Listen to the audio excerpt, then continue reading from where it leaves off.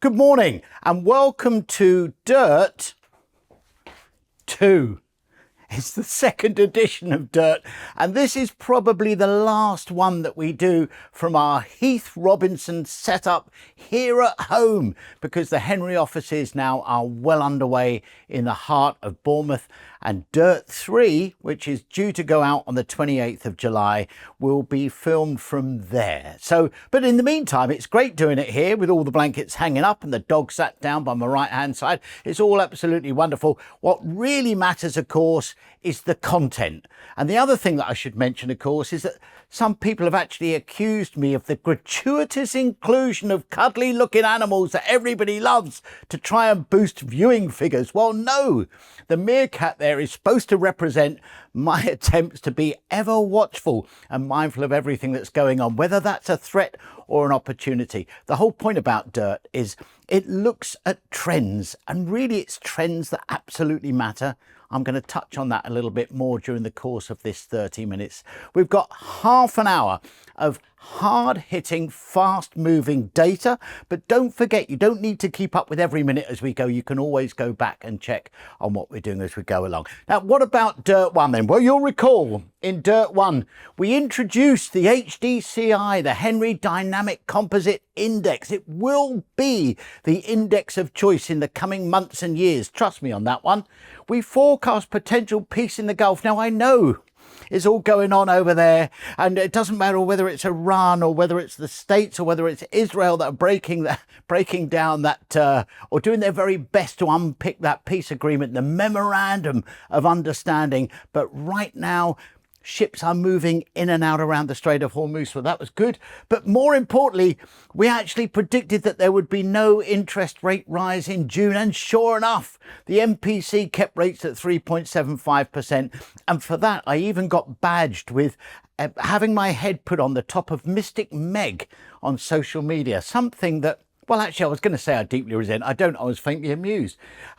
We said it was going to be a difficult summer. Heavens, it is a difficult summer. But we also said be ready for quarter four, a big potential quarter four. I'm not moving from that position whatsoever.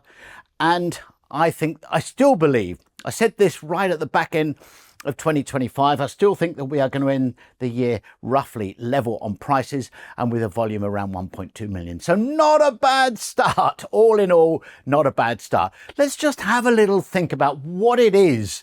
Now, when we sit down to consider where the market's going to go next, and that's what really matters, what it is that actually affects that decision-making process. And let's look at the negatives first. Uncertainty. Uncertainty is the killer.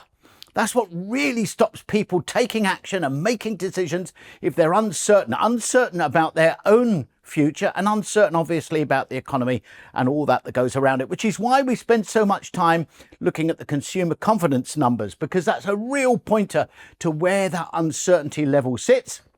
Affordability is obviously massive. Interest rates, we all know the effect that interest rates has on the property market, and that applies both in terms of being able to afford the aspirational home of our potential buyers now, but not just that, it's about how certain they will be able to 2 and 3 years further forward. Don't forget, it's only really in the last 10-15 years that fixed term mortgages, fixed interest rate mortgages over 2, 3, 5 years have become a thing. Back in the day, it was all variable. And right now, there's a lot of talk about oversupply. So a lot of new instructions come onto the market. So as we've seen, the sales shrink, particularly as we come into the summer, and people have talked about oversupply and that driving down, or that having a bad and negative effect on the market. Be really careful not to leap onto that bandwagon, because the property market doesn't work like any other. It's what really annoys me when people compare it to the car market. It's completely different. A wider supply actually lubricates the market. It actually brings more activity to it, and it has a lot of beneficial effects. The one thing obviously that a greater supply is it brings prices that down to a much more competitive level, because you're fighting against others. We all saw the massive effect of undersupply on the market in 2021, didn't we, as we came out of COVID and supply was virtually non-existent and prices went absolutely crazy. They are our negatives. So these are all the things that I will consider when I actually try and predict what the market's going to do next. But what about the positives? Because there are obviously key factors on both sides of this particular seesaw. Inflation right now is a positive, not a negative. Who would have believed last month that inflation would have stayed at 2.8%? But it's not just the headline RPI and CPI. It is the OOH number. We'll come back to that in a moment or two. Interest rates. Everybody said, didn't they, that all the stuff that was going on in the Middle East, the interest rates were going to rise potentially in June. And of course, they've stayed where they are. And now it's starting to look like there might even be a couple of interest rate cuts before the end of the year. More good news.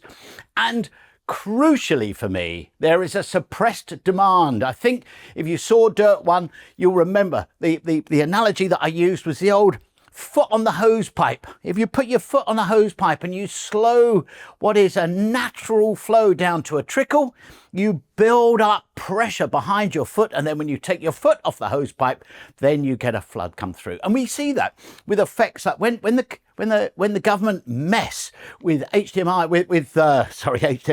stamp duty rather, we see the effect that actually has by naturally suppressing a market and then releasing it, or doing the reverse, speeding it up, and then it slows down afterwards. So we know that there is a natural flow, a natural volume. You affect that volume, it will still be there. It will just come out in spurts rather than a natural flow through. That's going on right now. That's another reason why I believe that Q4 has the potential to be significant. All right, let's get into the body of this, and let's kick off with, I don't apologise for spending a little bit of time at looking what the media is doing and what it's done over the last month, because it has such a profound effect on people's consciousness, and it all adds into that decision-making process. So we'll have a quick look at what some of the key titles have been saying over the past 28 days. Well, there's a lovely little potpourri, I think you could best call it, in the Telegraph there. This was an interesting one. They've actually worked out that the stamp duty bills, with all the increases that we've actually seen over the past 18 months, they talk about the past decade, stamp duty has doubled. 194%. In fact, that rate of inflation, they reckon, is 4 times the pace of house price inflation over the same period. It's interesting, isn't it? Particularly at a time when stamp duty is being discussed at the highest level. And bear in mind, we've got a new Prime Minister arriving any minute, which means that they're going to want to do something significant, aren't they? Mansion tax, and don't forget, that's already legislation that's passed and is waiting in the wings. Rachel has already delivered us that one, but that could actually be tweaked again as they look for an escape from this stamp duty trap. Banks cutting mortgage rates. A little bit of a story in here in this potpourri from the Telegraph. And then they talk about property design and other bits and pieces. But the key story here that sticks out here is the stamp duty. And we know, don't we? We know that buyers hate stamp duty. It's a massive thing. And when people mess with stamp duty, governments mess with stamp duty, when chancellors mess with stamp duty, it has a huge distorting effect on the market. I want to show you this one here. I've put this little inset in here. This is not because this is near where I live. I don't live, by the way, on the Sandbanks Peninsula. I aspire to live on the Sandbanks Peninsula one day alongside Harry Redknapp. But the reason I've put that in there is because it's got the P word in there. Well, I've been looking ever since the summer really started getting going and things got really, really difficult. I've been looking for the P word, plummet and plunge. We've got our first plunge, and it turns out that the prices here for seaside towns have plunged, certainly in the most desirable locations. I still think, even after the price plunge, if you're going to buy any of the properties in that picture there, you're probably starting off about 5-6 million. So, it's plunging and plunging. This was the Daily Mail. Interesting one here. Overambitious sellers here. I think they've picked up the Rightmove press release that came out last week. You probably all saw it. We'll talk about the Rightmove numbers in a moment or two. I just want to draw your attention to this lovely Daily Mail photographer who's popped down and taken this picture. Probably did it the day the story was written, I expect. But the point is here, excuse me, the point is here that readers pick this up, Daily Mail readers pick this up and think, it's happened to prices. What it is it's sellers getting real. and recognising there's been a significant change in the property market. I did think this story in the Times was quite interesting nevertheless, and this is about this deep, visceral psyche that the British homeowner has, that believes that if I buy myself property, I'm made, because that actually is going to increase in value all the time that I'm there, and eventually it's going to be my nest egg. Well, maybe if you pay a mortgage down and you end up owning that property, perhaps in terms of an asset, but the increase in value is a bit of a myth. And I agree, that's true. The opening paragraph of the story says, making a profit on your house is a concept burnt deep into the psyche of British homeowners. Do you know, at times when the market's difficult, and if I'm talking to a group of salespeople, one of the first things I ask them to impress upon potential buyers is, don't buy your home as an investment. Go and back a horse or buy some equities or do something else as an investment. Your home is for your life. And I find it extraordinary that in Britain we don't do that. So here's a story in the Times. I wonder whether you recognise that photograph, by the way. You know, the one that the Daily Mail photographer took the day before. They were obviously passing it round, I guess. But importantly, all joking aside, the important thing here is big headline story in a big title. Lenders cut mortgage rates as peace talks raise the hope. We've got a memorandum of understanding going on in the Gulf. There have been one or two troublesome moments since, but it looks like it's holding. And don't forget the rhetoric that's going on there. The incentive for both the US and Iran to actually make those peace talks work is massive. So in the end, money talks, doesn't it? But you know, all of these things, and that's exactly what we said in Dirt 1, and I still stand by that. And I still think that even allowing for these little blips, and one shouldn't use that term lightly when you think these transgressions of the memorandum of understanding, but I still think that that is going to hold, and I think that's going to have a massive effect. Just before we leave the national press, a quick look at the Telegraph story here. You know how good we are. We've shown this from Dirt 1, how good we are at making predictions. I'm going to make you the sort of prediction you never thought you'd hear on this type of webcast. I'm going to predict who the next Prime Minister of Great Britain's going to be. And I'm thinking if you want to nip down the bookies and have a bet, you could do very well, because I'm sort of predicting it might be this bloke. But the thing is, when he arrives, if he arrives, when he arrives, are we going to get a Burnham bounce, or is it going to be a Burnham in the bog? We don't know, do we? That's the point. If we look back at previous experience, it's going to be a bounce. I'll touch on that in a minute too as well. Okay, so on the trade press side, I picked out these two stories here from June. This one here, halfway through the month, June 12, warning signs, sales slump. The slump word going on. Warning signs for UK housing market as property sales slump. This is Chris Watkin, known as the Stato of the property market, and he's very good. He pores over these numbers week in, week out. They're all coming from the estate agents all around the country. And he's saying here that the new listings this week were 39,000 for week 22, as against 31,000 last week. The weekly average, there was a bank holiday in there, by the way, the weekly average 37,500. So lots of new listings coming on. If we step forward a fortnight, and he does this on a weekly basis, step forward a fortnight here, this June 26th, is just a few days ago. No region escapes as UK home sales fall sharply. So it all feels that way. But if we were Dirt viewers, we knew that anyway, didn't you? Because I told you that last month. We knew that summer was going to be this way. This is all falling into place exactly as we expected it to be. And just finally on this media thing, and you may well wonder why I'm chucking up a website when we're talking about media. This is interesting because this is Money Facts. They do a comparison in terms of interest rates, and it is a very well used, very often used source of reference for people thinking about costs, about mortgage rates and whether they can afford to buy a property, make a move, whatever, where their affordability level sits. And people look at these rates, and if you just have a look down here, these best first-time buyer rates that are all beginning with a 4, not a 5. And if you look at for second steppers, best moving home rates, if you like, look at this. All moving home down here, we've got a rate there that is sub 4%. And I think there's more to come on that as well. So this is the sort of thing that is being soaked up by potential home buyers. Okay, all right. So that's the media. What does that do to the mood? Well, it's not just the media, of course, that affects the mood. I sat down and I tried to think of all the things right now that actually affects the mood of your average home buyer, your typical home buyer in the UK. Genuinely. And I genuinely think that every single thing that I've stuck on this screen right here behind me actually affects how people feel.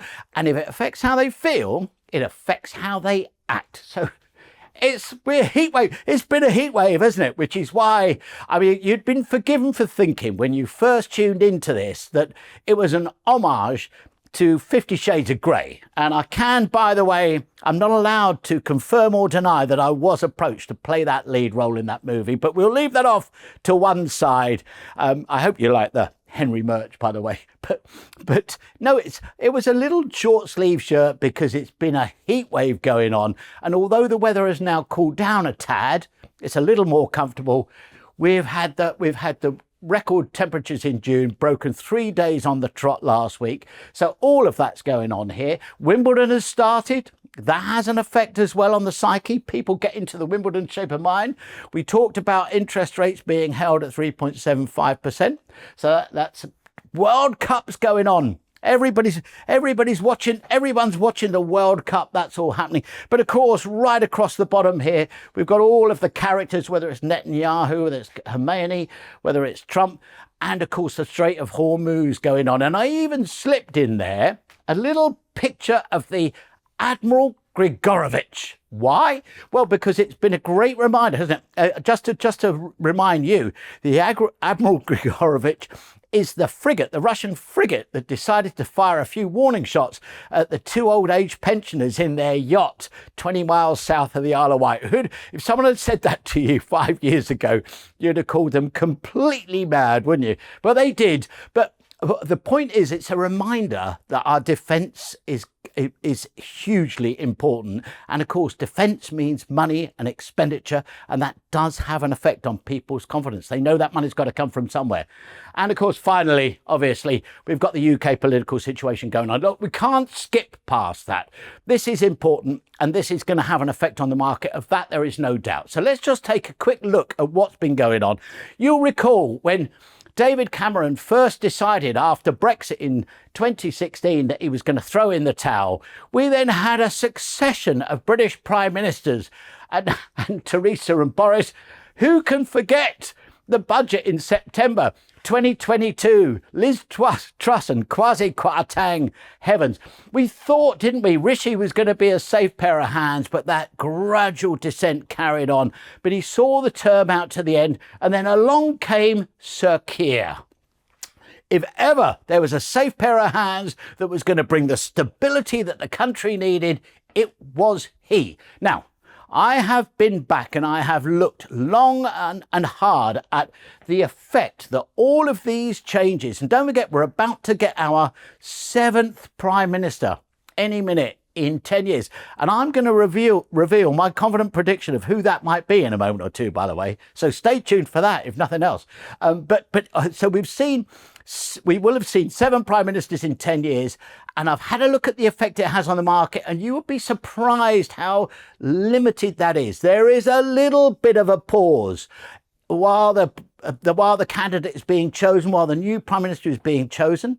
There is again a little bit of a pause while the Chancellor is being chosen, and generally a run up to the new government's budget.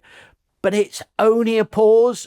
And if you look at it in the wider scale, on a macro scale, it has a limited effect. And not only that, bearing in mind, we will have been through 7 of them in the last 10 years, the public has become a little bit inured to it.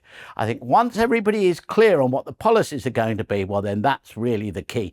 The one area that it has had an effect, I mentioned earlier on about the mansion tax, and there is obviously lots of discussion about a property tax to replace stamp duty or a mansion tax and what have you. And there is certainly some nervousness at the top end of the market, and that has had an effect. So who's coming next? Well, you heard it here first. It's another prediction. It's another prediction from the stable, from the Mystic Matt's stable of predictions. Yeah, Andy Burnham. That's my best guess at who's coming next. What do you think? Is it going to be a bounce? Is it going to be a Burnham bounce, a Burnham bog, or will we be waiting before we see the Burnham influenced budget? Well, one thing's for sure, we are going to see some Burnham. How does all that affect UK confidence? We'll take a very quick hop through the UK confidence. First of all, just looking at the overall index score. Bear in mind, the yellow line through here, you can see here positive and negative. This is the 0 line. Anything below here means that the general mood of the 2,000 people that GfK interview every month is that they think things are going to get worse rather than better if they're below that line. The majority of people do. If the majority believe things are going to get better, not worse, it's above that line. And the overall index score, which has been deeply in negative for years now, stays deeply in negative. But you can see here, this is January here, and that actually was the start of the conflict in the Gulf, and you can see the effect that that had generally on people's confidence. Really, really bad effect, but you can see how that has improved. Now, bearing in mind that these numbers were collected, first of all, before Keir Starmer's resignation, so that's very, very important. And secondly, this was before the Memorandum of Understanding in the Gulf as well, between May 29 and June 10. So that's important. We will take a look at these numbers next month. They could really tell us a story. So the green line here, is it a good time the next 12 months to make a major purchase, a kitchen, a house, a car? And you can see equally that's deeply in negative, but that also has just evened out. There's a pause there while people take a breath. If we actually look at how they believe UK PLC is going to fare over the next 12 months, well, that just continues to get worse. Generally, people believe that the economy really is in a hole, but that would also be significantly affected by improvements in global conflicts. So it's very important to bear that in mind. And lastly, when GfK ask, how about your own personal finances? Are they going to get better or worse? And there is that incredible resilience that runs through that, where it's about 50-50. And don't forget that when GfK do this, they also look at all the different age groups and socio-economic groups when they collect this data. And it's very, very interesting to see how those groups split in their opinions. But you can see it's just sat pretty much 50-50 balance between those that things are going to get better or those that believe things are going to get worse. Generally, normally, you can anticipate people who believe things are going to get worse are the surveyors. Well, I have put a few slides in the deck this morning from the surveyors because I think they're very important. Generally, this was their headline. On their April survey, this was their headline. This was the May survey, actually. This was their headline. Sales market activity remains subdued, but it shows signs of stabilising. I believe that that's true. But these are important. And like I say, this is the May survey. Apologies for that. Regional prices over the last 3 months. So that is the majority of surveyors saying that they were lower than the previous 3-month period. You can see that the majority of surveyors have all said that regional prices pretty much across the UK, with a standout performance in Northern Ireland, but pretty much across the UK, the surveyors saying that prices were worse than the previous 3 months. New buyer inquiries. That's obviously really key to what we're doing. And again, pretty much across the entire breadth of the UK, in every regional market, surveyors were saying that they were lower than the previous 3 months. The majority of surveyors were saying that. Then the regional price expectations looking forward. What do the surveyors believe? Bear in mind, they're the ones that value the property. What do the surveyors believe is going to happen to prices over the next 3 months? Well, you can see again, Northern Ireland apart. That's a very positive. I need to go and have a drink with this guy. But you can see across the UK, excuse me, that the majority of surveyors believe that prices will be lower rather than higher. And in terms of volumes, sales expectations through the summer. So this was a survey done in May. This is what the surveyors believe is going to happen in June, July and August. And don't forget, we're through June already. And you can see they believe volumes are going to be much lower. So no shock or surprise there. That just confirms everything that we thought. But I think it's a really important thing to do. But then when we look at these charts here, what's going to happen next? So their sales volumes, these are prices. On the sales volumes, well, we've just talked about them being much lower. That's the solid blue line. But when you look at the annual picture, when we get to the end of 2026, that's this line here. And you can see there is still a positive majority, only just, but there is a positive majority of surveyors believe that prices will be higher over the 12 months rather than lower. And I'm with that. This all confirms what I'm thinking. And sorry, that's volumes over there. And in terms of prices, it's the same picture. So you can see here, right down here, over the next 3 months, but all of the surveyors, not all of the surveyors, but a significant majority of the surveyors believe that prices will be lower. But look at the 12-month picture.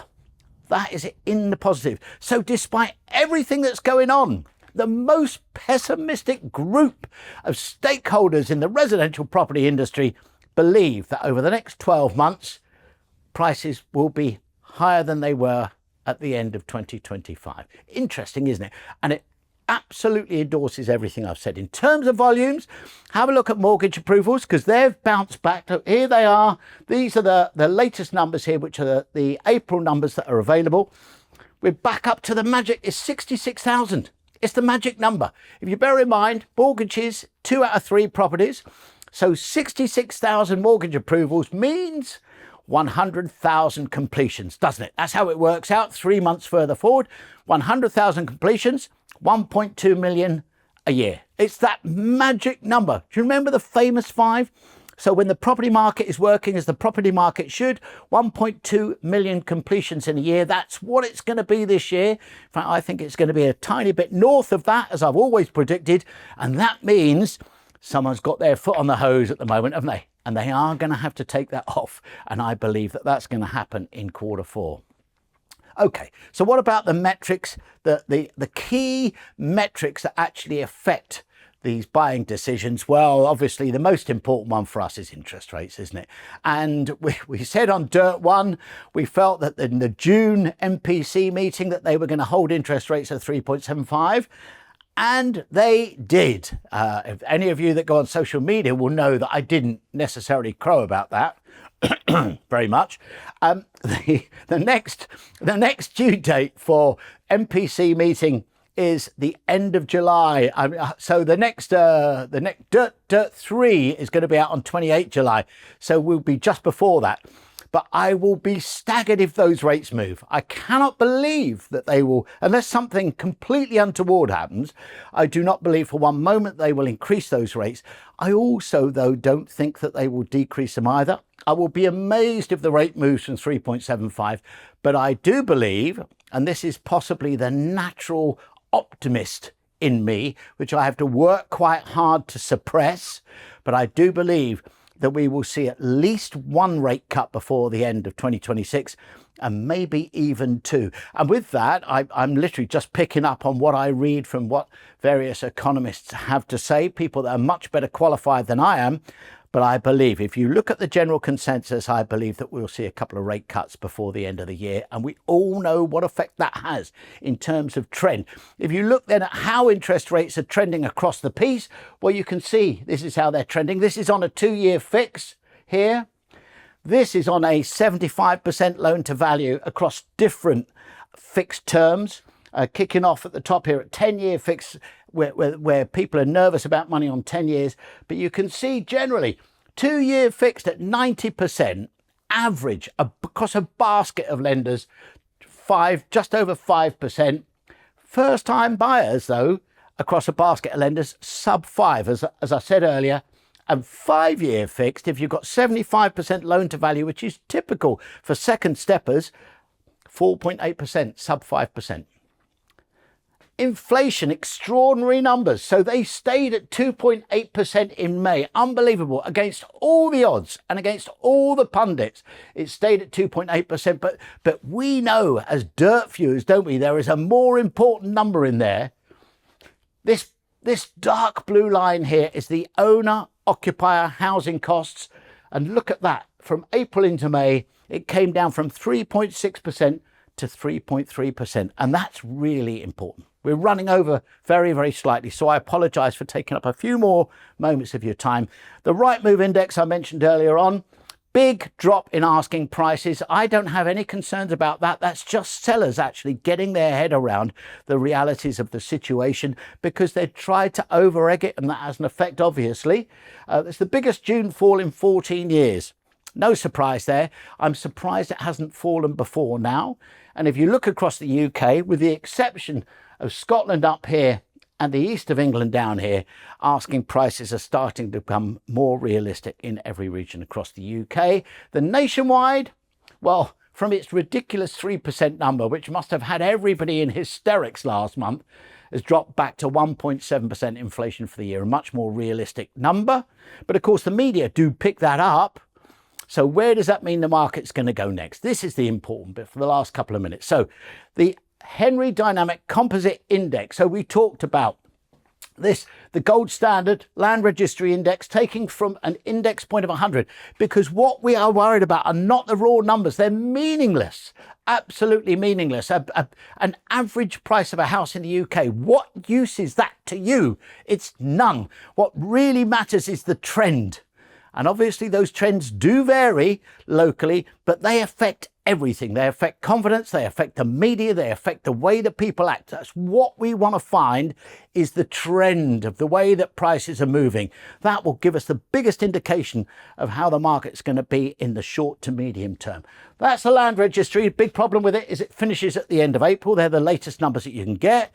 If we add in the Zoopla numbers, that also, at the moment, I think they're due out today, the Zoopla numbers actually.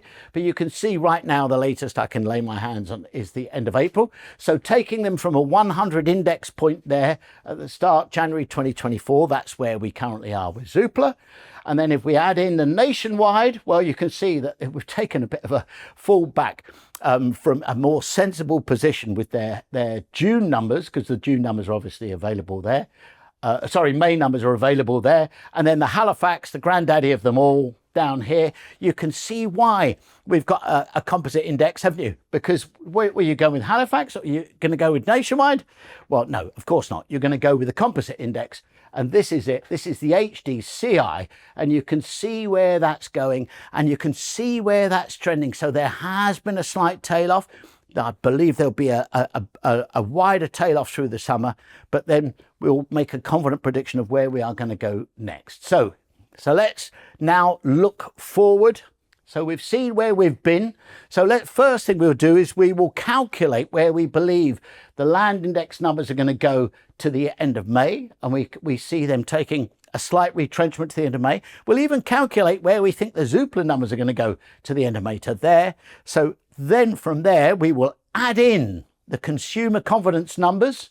Here they are, the very latest consumer confidence numbers. And we will then move those numbers forward. We'll move those numbers forward. We'll take away the spaghetti, move those numbers forward 6 months. And this shows you, 4 months, sorry. This shows you where that index is compared to the current composite index from all those others that we talked about. From there, we can then predict where we believe that prices are going to trend. And that obviously tells us all about where our Q4 prospects are.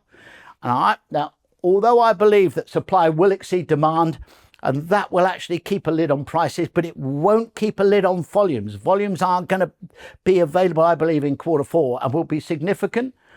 The needs-based buyers that we often talk about rather than the wants-based buyers will react. Any good news, they will latch on good news. So cuts in interest rates, any other positive news, they will latch on that. And I think that's a big thing too.